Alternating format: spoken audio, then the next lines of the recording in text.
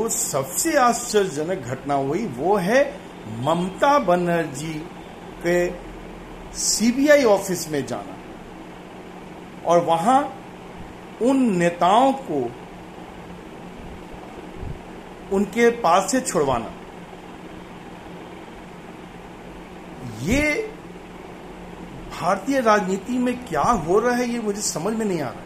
CBI के office में उनके समर्थक जाते हैं और पुलिस के ऊपर पत्थरबाजी करते हैं। ममता बनर्जी को दिख नहीं रहा था कि ये कोरोना के समय इतने समर्थक का हुजूम और पुलिस के ऊपर पत्थरबाजी और कोविड प्रोटोकॉल को की तरफ ध्यान नहीं देना। वो बात कर सकती थी, वो न्यायालय के दरवाजा खटखटा सकती थी, लेकिन नहीं।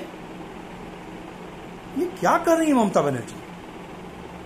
ममता बनर्जी को तेवर देखकर तो ऐसा लगता है कि वो बंगाल को देश से अलग करना चाहती है।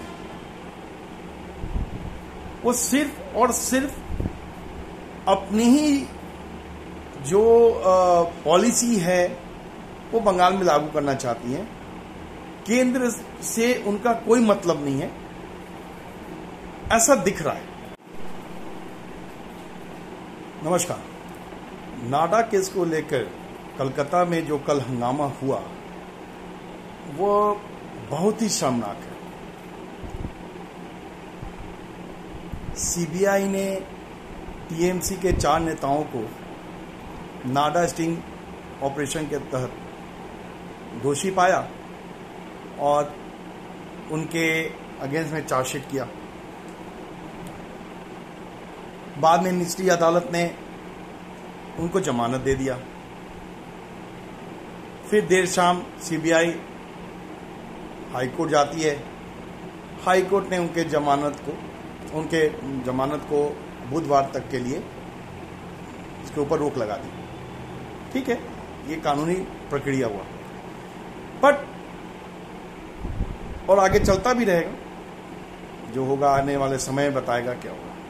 लेकिन इन घटनाओं के बीच जो सबसे आश्चर्यजनक घटना हुई वो है ममता बनर्जी के सीबीआई ऑफिस में जाना और वहां उन नेताओं को उनके पास से छुड़वाना। ये भारतीय राजनीति में क्या हो रहा है ये मुझे समझ में नहीं आ रहा।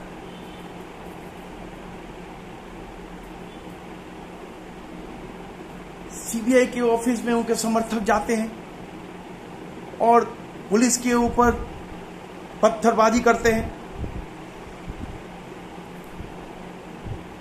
ममता बनर्जी को दिख नहीं रहा था कि ये कोरोना के समय इतने समर्थक का हुजूम और पुलिस के ऊपर पत्थरबाजी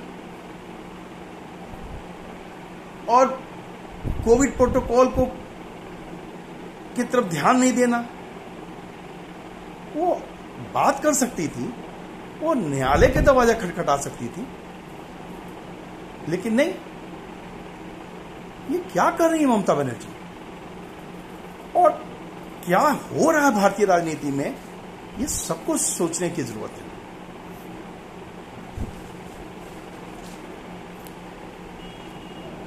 भारतीय राजनीति वर्तमान में नैतिकता के मामले में निचले पायदान पर पहुंच चुका है।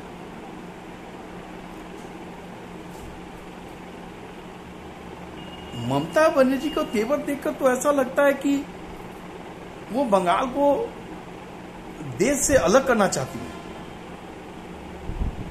वो सिर्फ और सिर्फ अपनी ही जो पॉलिसी है वो बंगाल में लागू करना चाहती हैं। केंद्र से उनका कोई मतलब नहीं है, ऐसा दिख रहा है, मेरा मानना है। कुछ वर्ष पहले वो कमिश्नर राजीव कुमार, उनके लिए वो धरना पे बैठ गई। कभी पोलिंग बूथ पे चली जाती हैं, चुनाव के दौरान पोलिंग बूथ पर गई वहां धरने पर बैठ गई। ये क्या हो रहा है? क्या संदेश दे रही हैं आप पूरे देश को? आपको अगर भाजपा से किसी तरह का अगर उनके विरोध में कुछ कहना है, करना है, अगर आपको ऐसा लगता है कि भाजपा गलत कर रही है, आप न्यायालय के दरवाजे खटखटाओ ना।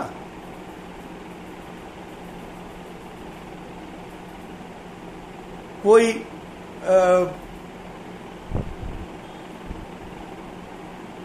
किसी तरीके का आतंकवादी गतिविधि में शामिल है या हंगामेबाजी में शामिल है, आप उस वैसे कार्यकर्ता के लिए भी पहुंच जाती हैं। ये लोकतंत्र के लिए सही नहीं है।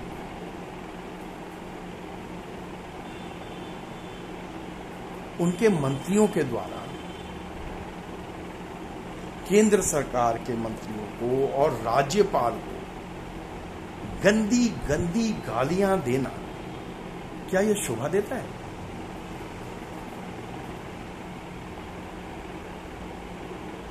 आप जानती हैं भारतीय राजनीति को, आप उस जमाने से हैं।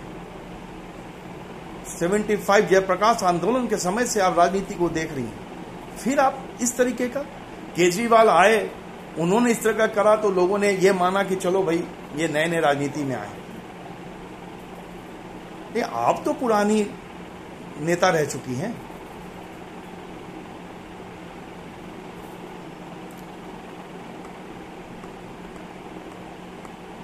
अगर आपकी बात निचली अदालत नहीं मानती है तो आप उच्च अदालत में जा सकती हैं, उच्च अदालत नहीं मानती है तो सर्वोच्च अदालत में जा सकती हैं। क्या ये हम लोगों को बताने की जरूरत है? आपको सब चीज मालूम है। आप केवल और केवल बंगाल के लोगों को ये संदेश देना चाहती हैं कि देखो, भाजपा और केंद्र सरकार हमारे को परेशान कर रही है।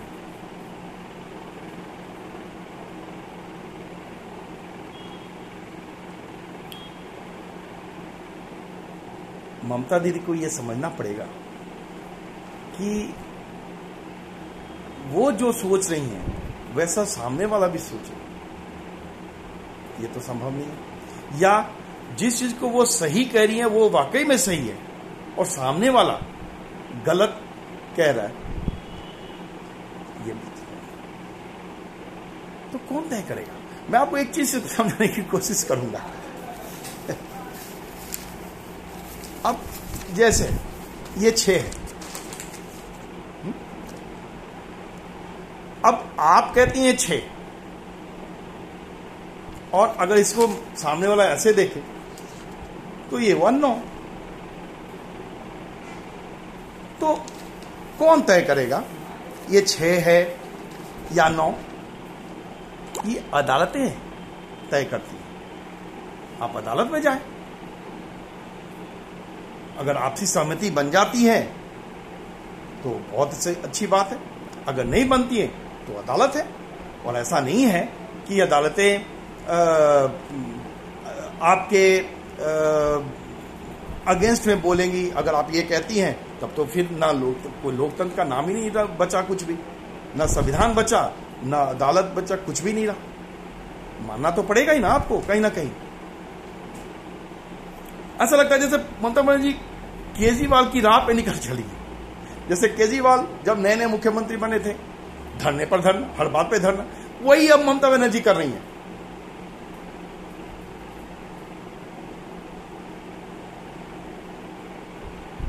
क्या कहा सकता है?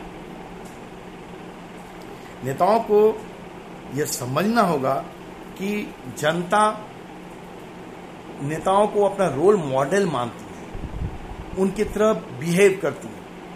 अगर आप इस तरीके का काम करती रहेंगी तो फिर आने वाले जो जनरेशन में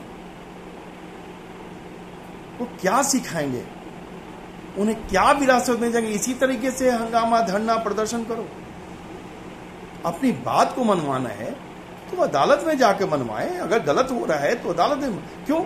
अभी अदालतों ने केंद्र सरकार को कोविड के अभी जो महामारी पैंडेमिक के अगेंस्ट में उन्होंने केंद्र सरकार को फटकार लगाई ना। ऐसा तो नहीं है कि अदालत भी केंद्र सरकार को सही ठहराती है।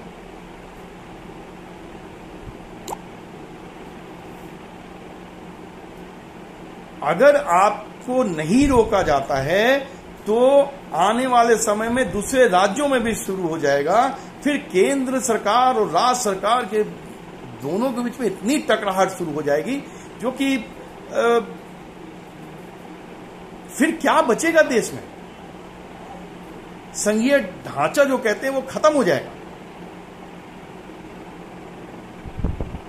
तो मैं सभी नेताओं से मेरा आग्रह है, और खास करके ममता बनर्जी से, कि इस तरीके की जो घटनाएं हो रही हैं उसको तुरंत रोकें, नहीं तो न उनके लिए अच्छा होगा और न देश के लिए अच्छा होगा। और जनता तो त्रस्त है ही, और जनता त्रस्त और आप जैसे नेता मस्त।